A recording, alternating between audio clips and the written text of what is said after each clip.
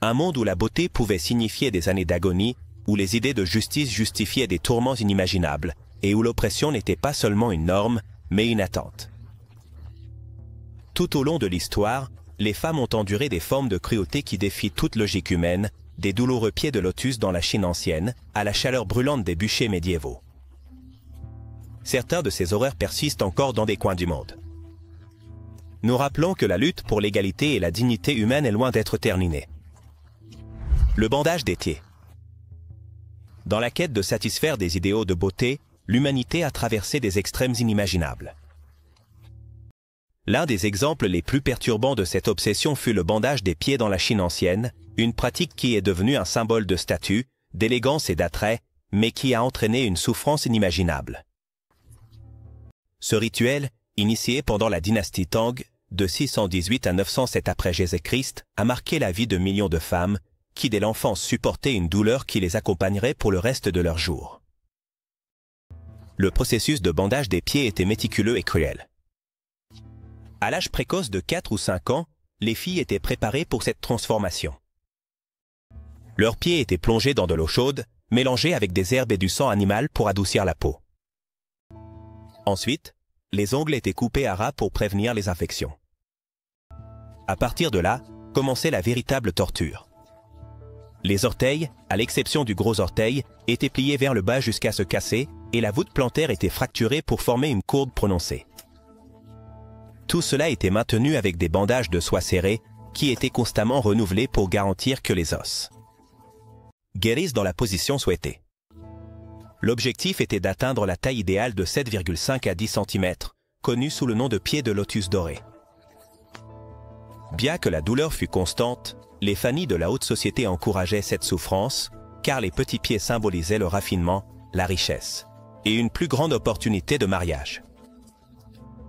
On considérait que les femmes aux pieds de lotus marchaient de manière gracieuse et séduisante, ce qui augmentait leur attrait. Mais le prix de cette perfection était élevé. Les femmes aux pieds bandés faisaient face à des complications à vie, telles que des affections chroniques, la gangrène, des difficultés à marcher et, dans certains cas, la mort. Le bandage des pieds n'était pas seulement un standard de beauté, mais aussi un outil de contrôle social. Les femmes aux pieds déformés étaient dépendantes de leur famille, car leur mobilité limitée les empêchait d'accomplir de nombreuses tâches physiques. Cela renforçait leur rôle de gardienne et de protectrice du foyer, les maintenant dans une position subordonnée dans la structure sociale. Malgré les critiques croissantes, cette pratique a perduré pendant plus de 1000 ans. Ce n'est qu'en 1912, avec la chute de la dernière dynastie impériale et l'affluence des mouvements réformistes, qu'elle a été officiellement interdite. Cependant, dans certaines régions rurales, le bandage des pieds a continué en secret. Jusqu'à bien avancer le XXe siècle, avec le dernier cas documenté en 1957. Ce retard reflétait la résistance de nombreuses communautés à abandonner une tradition qu'elles considéraient comme essentielle pour l'identité culturelle et le statut social. Une étude anthropologique réalisée dans la région du Yunnan, dans le sud de la Chine, a interviewé des femmes âgées qui ont survécu au bandage des pieds. Corset. Au fil des siècles, la quête de la beauté a conduit l'humanité à adopter des pratiques qui défient la logique et sacrifient le bien-être physique. Parmi les exemples les plus emblématiques se trouve le corset, un vêtement qui a dominé la mode féminine pendant des siècles. Bien qu'il symbolisait le raffinement et la féminité, le corset est également devenu un symbole d'oppression, de sacrifice et de contrôle sur le corps des femmes. Son histoire, marquée par l'obsession d'une taille de guêpe, révèle à la fois l'ingéniosité et les limitations culturelles de son époque. L'introduction du corset dans la mode occidentale est attribuée à Catherine de Médicis, reine consort de France, qui, durant son règne au XVIe siècle, a interdit l'entrée à la cour des femmes avec des tailles larges. Ce décret a stimulé la popularité du vêtement, qui est rapidement devenu une exigence parmi les dames de la haute société. Fabriqué avec des matériaux comme l'os de baleine, le bois, et plus tard l'acier, le corset comprimait le torse pour réduire la taille et rehausser le buste. Son design visait à créer la silhouette tant convoitée de sablier, considérée comme le standard de beauté féminine de l'époque. Mettre un corset était un rituel complexe. les femmes avaient souvent besoin de l'aide de servantes qui tiraient fortement sur les rubans pour ajuster le vêtement. Cette pression constante avait des conséquences physiques significatives. Les côtes se déformaient, créant ce qu'on appelait des côtes flottantes, tandis que les organes internes étaient déplacés, causant des problèmes digestifs et respiratoires. De nombreuses femmes souffraient également d'atrophie musculaire en raison du manque d'utilisation des muscles abdominaux, car le corset fournissait un soutien structurel. Malgré les risques pour la santé, le corset a prévalu pendant des siècles comme un symbole de statut et de féminité. Dans la haute société, une taille fine n'était pas seulement une exigence esthétique, mais aussi un indicateur de raffinement et de discipline. Plus la taille était petite, plus la perception de délicatesse et d'attrait était grande. Cependant, cette norme n'était pas exempte de critiques. Certains médecins de l'époque ont commencé à avertir des dangers de l'utilisation prolongée des corsets, bien que leurs préoccupations soient souvent ignorées. En faveur de la mode. Le changement a commencé à se préparer au début du XXe siècle, lorsque des créateurs comme Paul Poiret ont rompu avec les conventions en éliminant le corset de leur collection. Poiret a promu une mode plus confortable et fluide, marquant le début d'une nouvelle ère dans le design des vêtements féminins. Bien que le corset traditionnel ait cessé d'être une exigence dans la mode quotidienne, son influence a perduré dans les vêtements modernes, comme les robes ajustées et les sous-vêtements gainants. De nos jours, le corset a un usage limité, principalement dans la mode alternative et comme soutien lombaire thérapeutique. Cependant, son héritage persiste comme un rappel des extrêmes auxquels on est allé pour se conformer aux standards de beauté. La chaise de fer. Qu'est-ce qui peut être plus terrifiant que de s'asseoir, littéralement, sur un instrument d'agonie? La chaise de fer, utilisée pendant le Moyen Âge, était l'un des outils de torture les plus cruels, conçus pour affliger une souffrance extrême. Sa structure était imposante. Une chaise métallique équipée de centaines de pointes acérées réparties sur le siège, le dossier et les accoudoirs. Dans certains cas, ces pointes étaient chauffées au rouge, intensifiant la douleur à des niveaux insupportables. La torture avec la chaise de fer avait plusieurs objectifs. Dans certains cas, elle était utilisée pour punir des crimes comme la sorcellerie, l'adultère ou le meurtre. Dans d'autres, elle était employée comme méthode d'intimidation, obligeant les accusés à assister au tourment d'autres personnes. Les victimes étaient attachées avec des sangles en cuir pour éviter tout mouvement, ce qui aggravait les dommages causés par les pointes. De plus, sous la chaise, les tortionnaires allumaient souvent un feu, rôtissant lentement la victime.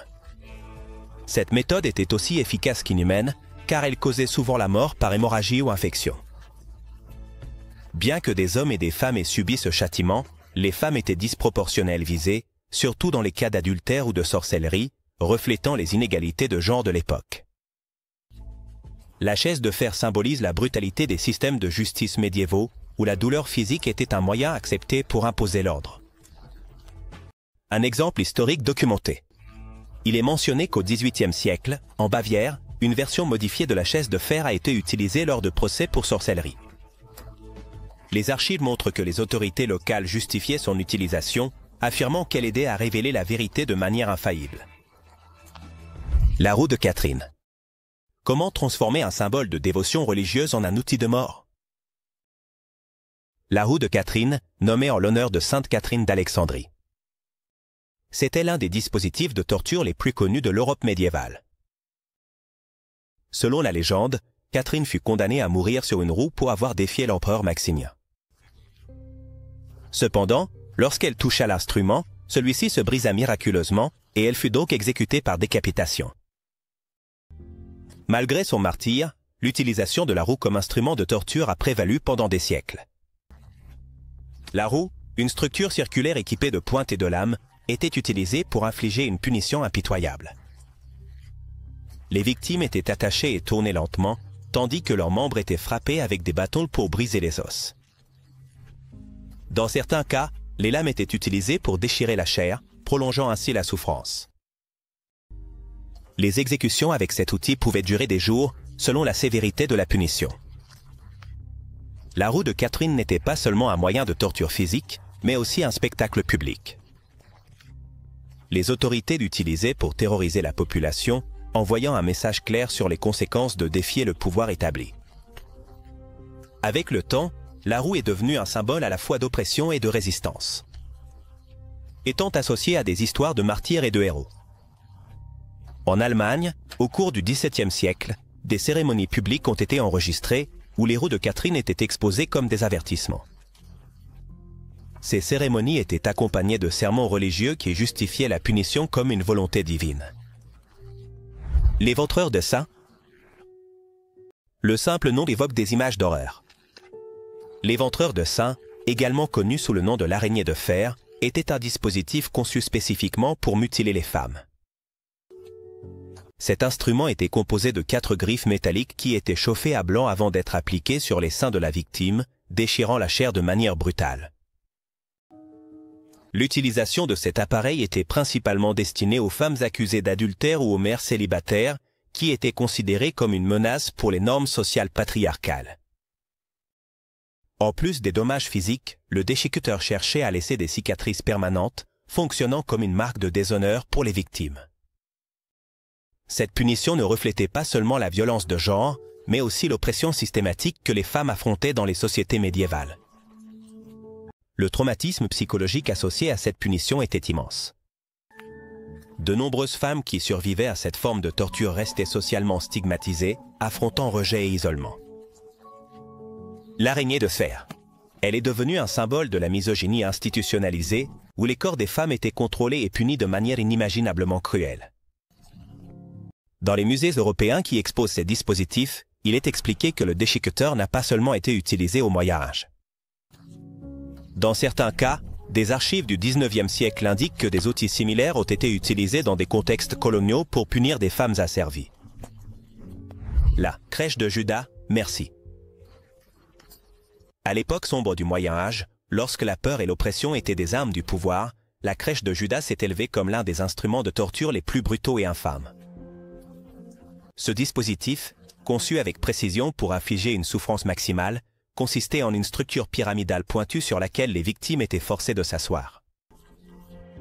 Suspendues avec des cordes, les personnes étaient lentement descendues sur le sommet, un processus qui déchirait les tissus et produisait une douleur inimaginable. La crèche de Judas n'était pas un simple instrument de châtiment. Sa fonction transcendait le physique. L'acte de soumettre quelqu'un à cette torture visait non seulement à infliger des dommages corporels, mais aussi à briser la dignité et l'esprit de la victime. Souvent, les femmes accusées de sorcellerie ou d'hérésie étaient les principales cibles de cette méthode. Dans une société qui percevait les femmes comme plus susceptibles à la corruption ou à l'influence démoniaque, la crèche de Judas est devenue un outil pour renforcer ses croyances et maintenir le contrôle patriarcal. Le processus était méthodique et terrifiant. Les victimes étaient emmenées dans des chambres sombres, où la crèche de Judas se dressait comme un rappel glaçant du pouvoir du bourreau. Une fois attachées, elles étaient suspendues au-dessus du sommet de la structure. Les cordes étaient relâchées lentement, faisant en sorte que le poids du corps de la victime repose sur la pointe aiguisée. Parfois, les tortionnaires accompagnaient ce processus de menaces ou de questionnement, utilisant la douleur comme un moyen d'extraction de confession. Cette méthode ne cherchait pas seulement à arracher des aveux, mais aussi à transformer les victimes en exemples vivants ou morts des conséquences de défier l'ordre établi. Le symbolisme derrière la crèche de Judas était tout aussi perturbant. Elle représentait l'autorité absolue de l'État et de l'Église, et sa capacité à contrôler les masses par la peur. Peu importait si la victime était innocente. L'important était de renforcer le message que toute déviation des normes pouvait avoir des conséquences dévastatrices. Ce type de torture était à la fois un spectacle public et un acte privé de domination, conçu pour terroriser ceux qui assistaient ou entendaient parler de ces châtiments. Malgré sa brutalité, la chaise de Judas, comme beaucoup d'autres instruments de torture médiévaux, a été reléguée au passé avec l'arrivée des Lumières et des mouvements humanitaires. Cependant, son existence reste un rappel inquiétant de jusqu'où une société peut aller au nom de la justice et du contrôle. Lapidation. Parmi les châtiments les plus brutaux et anciens de l'histoire humaine, la lapidation se distingue comme un acte profondément symbolique et viol. Sa pratique, qui consiste en une foule jetant des pierres jusqu'à causer la mort de la victime, transcende le châtiment physique pour devenir un outil de contrôle social et moral. Cette méthode, chargée de brutalité, a des racines qui s'étendent au début de la civilisation, mais sa persistance dans certaines régions du monde contemporain soulève de sérieuses questions sur les droits humains et l'égalité des sexes. La lapidation a pris naissance comme partie de codes légaux archaïques. L'un des premiers enregistrements se trouve dans le Code de Hammurabi, un ensemble de lois babyloniennes qui incluait la lapidation comme punition pour des délits graves, tels que l'adultère ou l'inceste. Par la suite, des textes religieux de plusieurs traditions ont également incorporé cette méthode comme une forme légitime de justice. Cependant, la lapidation ne cherchait pas seulement à imposer l'ordre, mais aussi à envoyer un message clair à la communauté. Toute déviation des normes sociales pouvait entraîner des conséquences fatales. Cette punition n'était ni un acte privé ni isolé. Son exécution exigeait la participation active de la communauté, ce qui en faisait un événement public destiné à renforcer les hiérarchies sociales et religieuses. Souvent, les victimes étaient partiellement enterrées, restreignant leurs mouvements pour maximiser la souffrance. Dans de nombreuses cultures, les femmes étaient les principales destinataires de cette punition. Par exemple, dans les cas d'adultère, on les accusait souvent sur la base de preuves circonstancielles ou de témoignages douteux, tandis que les hommes impliqués étaient généralement acquittés ou punis avec moins de sévérité. Cette disparité n'était pas fortuite. Elle reflétait et renforçait des systèmes patriarcaux qui contrôlaient les corps et les comportements féminins. Malgré son ancienneté, la lapidation continue d'être pratiquée dans certains pays contemporains.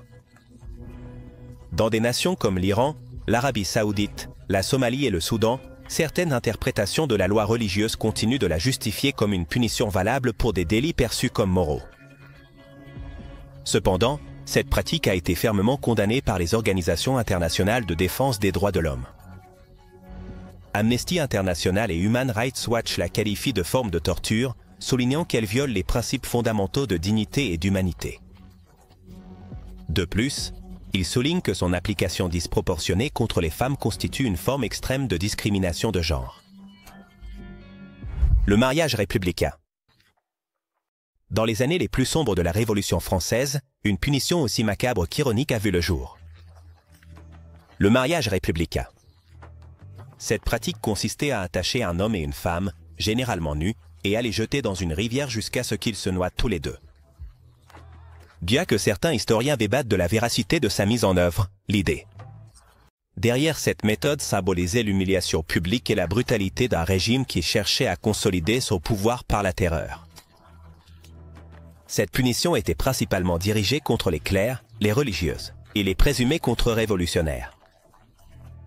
En les dépouillant de leurs vêtements et en les attachant ensemble, on cherchait à dégrader leur dignité avant de les exécuter. La pratique a acquis un caractère emblématique pendant le règne de la terreur, une période où la paranoïa et la ferveur révolutionnaire justifiaient des actes atroces.